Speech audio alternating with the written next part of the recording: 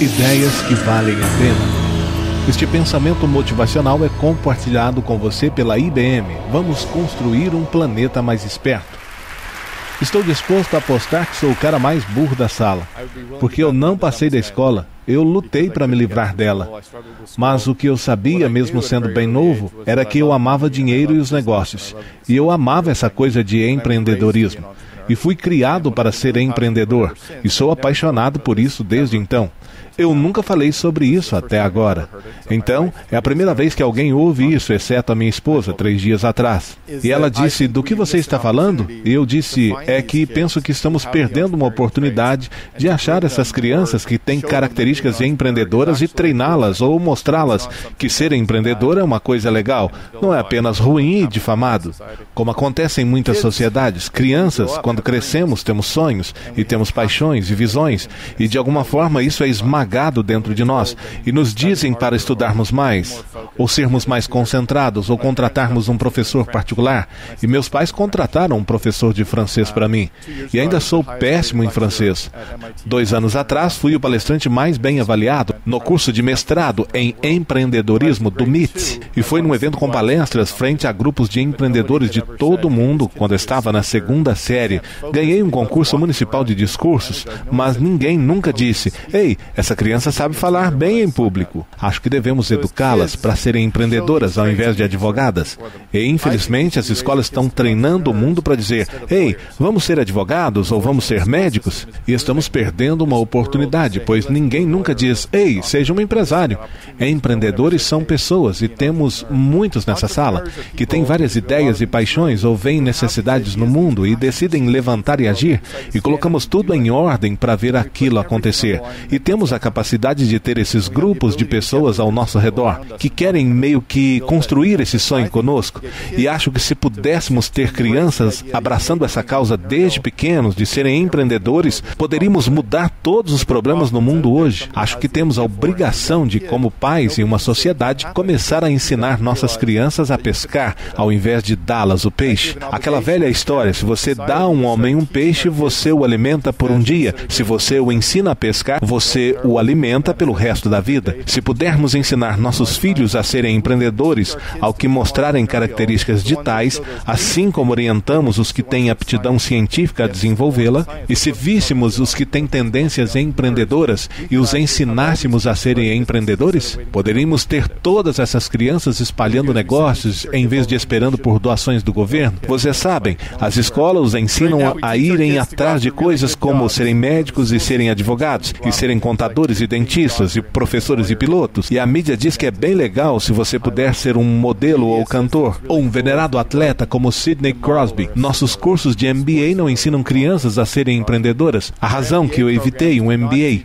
além do fato de que eu não entraria em nenhuma porque eu tinha uma média de 61% no ensino médio e 61% de média na única escola no Canadá que me aceitou, Carleton. Eles as ensinam a irem trabalhar em corporações. Então quem vai criar essas empresas são essas poucas e aleatórias pessoas. Mesmo na popular literatura, o único livro que eu já achei, e ele deveria estar em todas as suas listas de leitura, o único livro que já encontrei que transforma o empreendedor em herói é Atlas Shrugged. Quem é John Galt? Tudo mais no mundo tende a olhar para empreendedores e dizer que somos pessoas ruins. Eu olho até para minha família. Ambos os meus avós foram empreendedores. Meu pai também era. Tanto meu irmão quanto minha irmã e eu, nós 3 também possuíamos empresas. E todos nós decidimos começar a fazer isso, porque é realmente o único lugar em que encaixamos. E temos todas essas outras características, mas crianças poderiam ser empreendedoras também. Sou grande parte de algumas organizações globalmente conhecidas, como a Organização dos Empreendedores e a Organização dos Jovens Presidentes, a OJP. Eu acabei de voltar de uma palestra em Barcelona, na conferência global da OJP, e todos que encontrei lá que são empreendedores tentaram sair da escola. Tenho 18 dos 19 sinais do distúrbio de déficit de atenção diagnosticados. Então essas coisas aqui estão me enlouquecendo. E é provavelmente por isso que estou um pouco em pânico, além de toda a cafeína e o açúcar que eu ingeri. Mas isso aqui é realmente assustador para um empresário. Distúrbio de déficit de atenção, transtorno bipolar. Vocês sabiam que o transtorno bipolar é apelidado de doença do céu? Ted Turner tem, Steve Jobs tem, os 3 criadores do Netscape tiveram, e eu poderia citar muitos outros. Crianças, vocês podem ver esses traços nelas. E o que estamos fazendo é dá-los Ritalin e dizer, não seja do tipo empreendedor, encaixe-se nesse outro sistema e tente ser um estudante. Me desculpem, empresários não são estudantes. Nós progredimos rapidamente, nós entendemos o jogo. Eu roubei redações, eu colei nas provas, eu contratei garotos para fazer minhas tarefas de contabilidade na universidade por 13 tarefas consecutivas. Mas como empresário você não faz contabilidade, você contrata contadores. Eu só descobri isso mais cedo. Em cada universidade canadense e estudos de faculdades. Em contabilidade gerencial sou o capítulo 8. Isso não significa que você tem de fazer um curso de MBA. Isso não significa que você tem de passar pela escola. Isso apenas significa que aquelas pequenas coisas têm de parecer corretas a você. E nós temos ouvido essas coisas, se é influência ou se é natureza, sabe? É a primeira ou a segunda coisa. O que é isso? Bem, eu não acho que é uma delas, acho que são ambas. Fui preparado para ser empreendedor. Ele nos treinou, a nós 3, a odiar o pensamento de ter um trabalho e a amar o fato de criar empresas em que poderíamos empregar pessoas. Meu primeiro pequeno e arriscado negócio, eu tinha 7 anos, estava em Winnipeg e estava deitado em meu quarto com um desses telefones com fio extenso e eu estava ligando para todas as lavanderias em Winnipeg para descobrir quanto as lavanderias me pagariam por cabides. E minha mãe entrou no quarto e disse, onde você vai encontrar cabides para vender às lavanderias?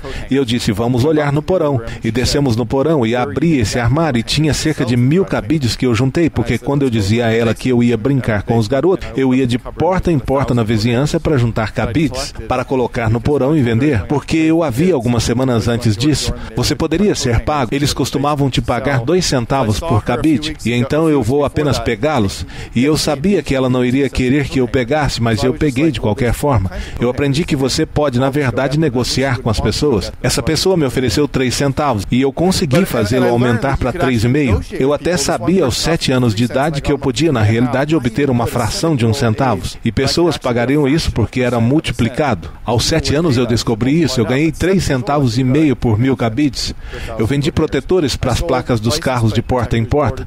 Meu pai, na verdade, me fez achar alguém que me venderia essas coisas por atacado. E aos 9 anos eu andei por toda a cidade de Sudbury, vendendo esses protetores de porta em porta nas casas, e eu me lembro desse cliente tão vividamente porque eu também fazia outras coisas para os clientes. Eu vendia jornais e ele nunca me compraria um jornal, mas eu estava convencido de que eu convenceria a comprar um protetor para a placa. E ele estava tipo, bem, nós não precisamos de um... E eu disse, mas você tem 2 carros. Eu tinha 9 anos de idade. E eu tipo, mas você tem 2 carros e as placas deles não têm protetores? E ele disse, eu sei. E eu disse, esse carro aqui tem uma placa que está toda amassada. E ele disse, sim, esse é o carro da minha esposa. E eu disse, por que nós não testamos apenas um na placa da frente do carro de sua esposa e vemos se ela dura? Eu fiz arbitragem cambial de quadrinhos. Quando eu tinha cerca de 10 anos, eu vendi revistas em quadrinho, perto da nossa casa, de campo, e eu ia pedalando até o final da praia e comprava todos os quadrinhos das crianças pobres. E então voltava ao outro extremo da praia e venderia para as crianças ricas. Você tem essa demanda por aqui que tem dinheiro. Não tente vender às crianças pobres, elas não têm dinheiro. As ricas têm, vá pegar um pouco. É como uma recessão, então tem uma recessão. Ainda há 13 trilhões de dólares circulando na economia dos Estados Unidos. Vá pegar um pouco deles.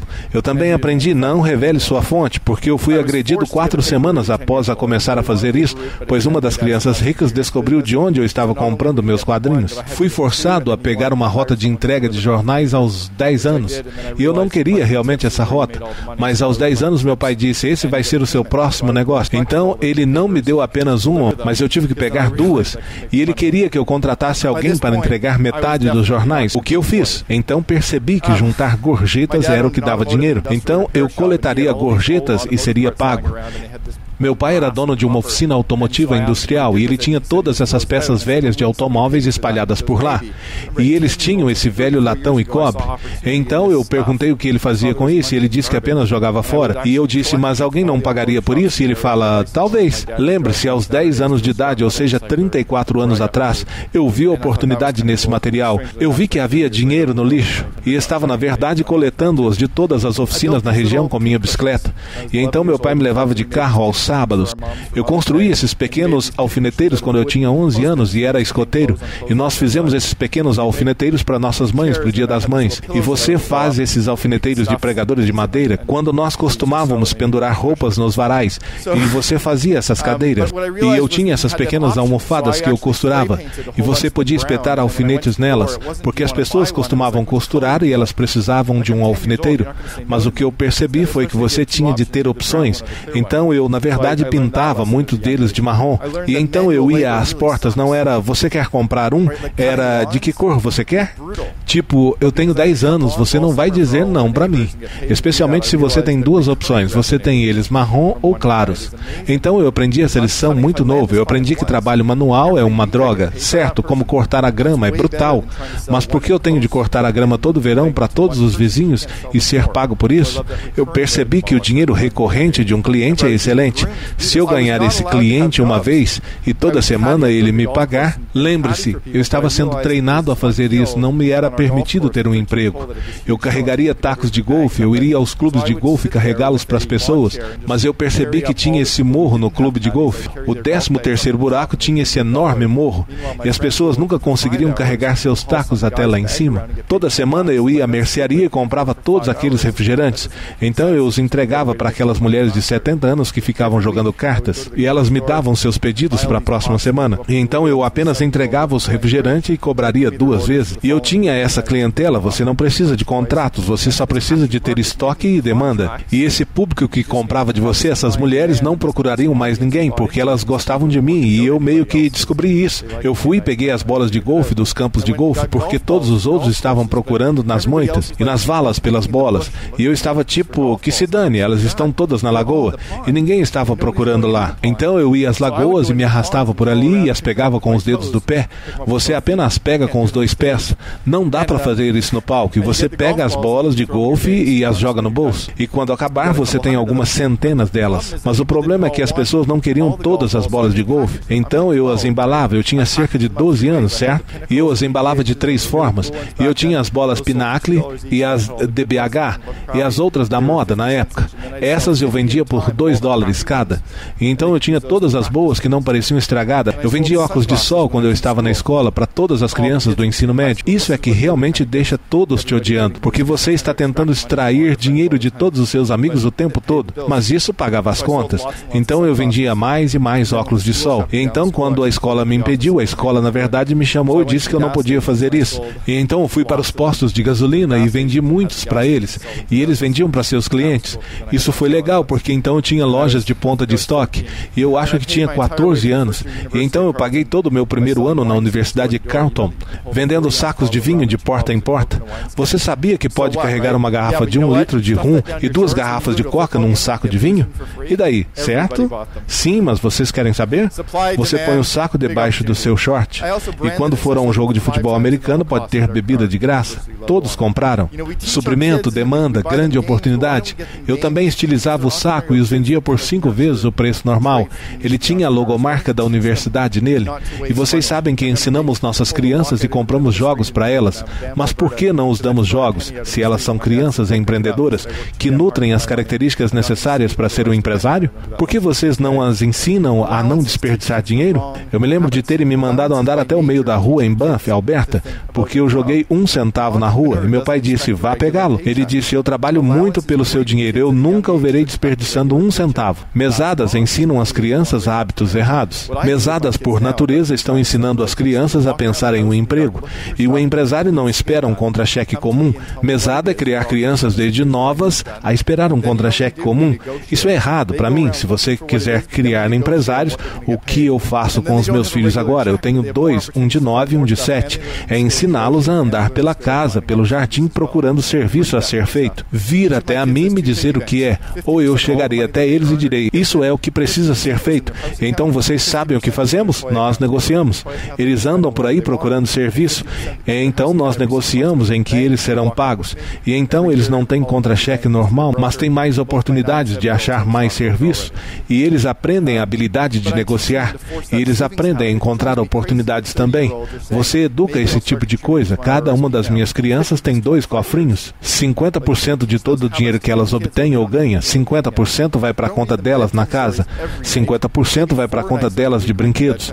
Tudo que for para a conta de brinquedos, elas podem gastar com o que quiserem. Os 50% que vão para a conta da casa, a cada 6 meses vai para o banco. Eles vão comigo, todo ano o dinheiro do banco vai para o corretor deles. Tanto meu filho de 9 quanto de 7 já tem um acionista contratado, mas estou as ensinando a forçar o hábito de poupar. Me deixa louco que as pessoas de 30 anos estão dizendo: talvez vou começar a contribuir para minha aposentadoria agora. Droga, você já perdeu 25 anos. Você pode ensinar esses costumes a crianças novas quando elas ainda nem sentem a dor. Não leia história para elas na cama toda noite. Talvez 4 noites por semana as leia, e as outras 3 deixe-as contar histórias. Isso os ensina a vender, os ensina criatividade, os ensina a pensar nos próprios pés. Apenas faça esse tipo de coisa e se divirta. Faça as crianças se levantarem e falarem na frente de grupos, mesmo se for apenas na frente dos amigos delas, e faça apresentações e tenha discursos. Essas são características empreendedoras que você deve querer promover. Mostre aos seus filhos como cliente os empregados ruins se parecem. Mostre-na os empregados ranzinza. Quando você vir um serviço de atendimento ao cliente impaciente, mostre a eles. Diga, falando nisso, esses caras são empregados ruins. E diga, esses são os bons. Se você for a um restaurante e tiver um mau atendimento, mostre-as como um mau atendimento é. Temos todas essas lições a nosso dispor, mas não aproveitamos essas oportunidades. Nós ensinamos as crianças a terem professores, interdependência, valores. Todas essas características você pode encontrar em crianças pequenas e pode ajudar a nutri-las. Procure por esse tipo de coisa. Tem outras 2 características que também quero que procurem, que nós não conseguimos obter de seus gênios. Não tente curar as crianças com um transtorno de déficit de atenção. O mesmo para todas as manias e estresse e depressão, a não ser que seja clinicamente brutal, cara. Transtorno bipolar é apelidado de doença dos céus, quando Steve Jobson e Jim Barclay a tiveram e eles construíram Netscape. Imagine se tivesse dado Ritalin para beber. Nós não teríamos essas coisas, certo?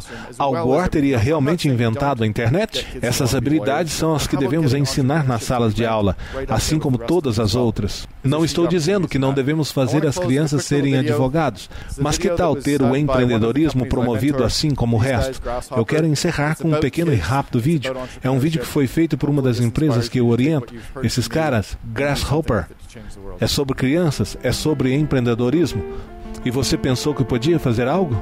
Você ainda pode, porque muito do que consideramos impossível é fácil de superar. Porque caso você não tenha percebido, nós vivemos em um lugar onde um indivíduo pode fazer a diferença. Quer provas? Apenas olhe para as pessoas que construíram nosso país, nossos pais, avós, nossas tias, tios. Eles eram imigrantes recém-chegados, prontos para deixarem suas marcas. Talvez eles tenham vindo com muito pouco, ou talvez eles não tinham nada, exceto por uma única e brilhante ideia. Essas pessoas eram pensadoras, empreendedoras, inovadoras, até que elas chegaram ao nome, empreendedores. Eles mudaram nossa história de pensar sobre o que é possível. Eles têm uma visão clara de como a vida pode ser melhor para todos nós, mesmo em tempos difíceis. Nesse momento é difícil de ver quanto nossa visão está abarrotada de obstáculos, mas a turbulência cria oportunidades para sucesso, realização e nos leva a descobrir novas maneiras de fazer coisas. Então, atrás de quais oportunidades você vai correr e por quê? Se você é um empreendedor, você sabe que o risco não é a recompensa. Não, a recompensa é guiar a inovação, mudar a vida das pessoas, criar empregos, abastecer o crescimento e fazer um mundo melhor. Empreendedores estão em todo lugar. Eles cuidam de pequenos negócios que sustentam a nossa economia, criam ferramentas para te ajudar, permanecem ligados aos amigos, famílias e colegas ao redor do mundo, e eles estão descobrindo novas maneiras de ajudar a solucionar os problemas mais antigos da sociedade. Você conhece um empreendedor? Empreendedores pode ser qualquer um, até você. Então agarre a oportunidade de criar o emprego que você sempre quis. Ajude a curar a economia. Faça a diferença. Eleve seu negócio a outros patamares. Mas o mais importante, lembre-se de quando você era criança, quando tudo estava ao seu alcance, e diga a si próprio calmamente, mas com determinação: ainda está. Muito obrigado por me terem aqui.